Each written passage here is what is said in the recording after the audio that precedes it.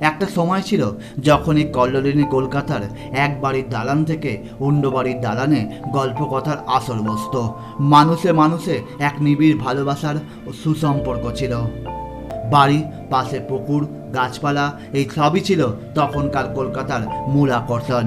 ঐতিহ্যের ধারক এই কলকাতা তখনও ছিল সাহিত্যের কেন্দ্র, যেখানে সাহিত্যের চর্চাই হতো বেশি।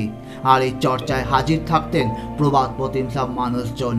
সব মিলিয়ে পুরনো কলকাতা ছিল সহজ, সরল এবং ব্যস্ত জীবন থেকে অনেক দূরে। কিন্তু ঐতিহ্য ও গরিমার কোনো অন্ত ছিল না। তবে আজ সময় বদলেছে। পুকুর, গাছপালা আজ প্রায় নেই বললেই চলে। সেখানে জায়গা করে নিয়েছে ইট, পাথর ও কংক্রিটের ফ্ল্যাট বাড়ি, যেখানে না আছে মানুষের একে অপরের সাথে ন্যূনতম সম্পর্ক, না আছে আতিথেয়তার বিন্দু মাত্র চিহ্ন।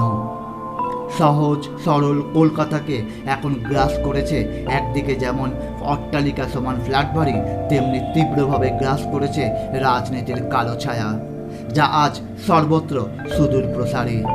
মানুষ আজ বড়ই ব্যস্ত, তাই সে আজ তার পাশের ফ্ল্যাটের ভেতরে কে কেমন আছেন তার খোঁজ নেবার সময় নেই। পাশের বাড়ি বা ফ্ল্যাট তো দূরস্থ। আজ শিক্ষিত সমাজে মানুষ এত ব্যস্ত যে কেউ তো আবার নিজের বাবা মার খোঁজ খবরটুকুও নেবার সময় পায় না। সত্যি বড় অদ্ভুত আমাদের ব্যস্ত জীবন। তাছাড়া চার দেওয়ালে বদ্ধ ফ্ল্যাট বাড়ি মানুষের মধ্যে জন্ম দিচ্ছে মানসিক নানা যন্ত্রণা, অপরাধবোধ, সঙ্গে হিংসা আর একা থাকার মানসিকতা। ফলে ফ্ল্যাট বাড়িতে থেকে আজ অনেক মানুষ সবাইকে নিয়ে মিলেমিশে থাকার আনন্দটুকু আজ ভুলে গেছে।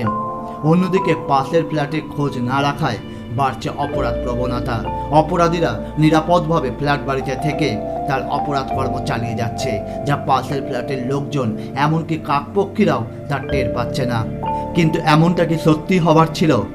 বয়োজ্যেষ্ঠ মানুষেরা বলছেন এমনটা মোটেই হবার ছিল না।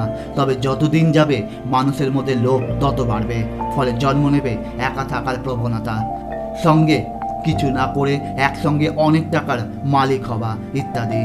বয়োজ্যেষ্ঠ মানুষেরা আরও বলছেন মানুষ যত শিক্ষিত হবে এক শ্রেণীর মানুষ তত অপরাধের শিখরে পৌঁছে যাবে। অন্তত অতীত একাধিক ঘটনা যেন তারই জল জ্যান্ত স্বাক্ষর বহন করছে। ফলে সামগ্রিক ঘটনাবলী ও তথ্য আগামী দিনের এক কালো দিক উন্মোচন করছে, যা হলো পরবর্তী প্রজন্ম কিভাবে বড় হবে, কিভাবেই বা টিকে রাখবে আমাদের চিরাচরিত রীতি, না কালের গর্বে তা আস্তে আস্তে বিলীন হয়ে যাবে।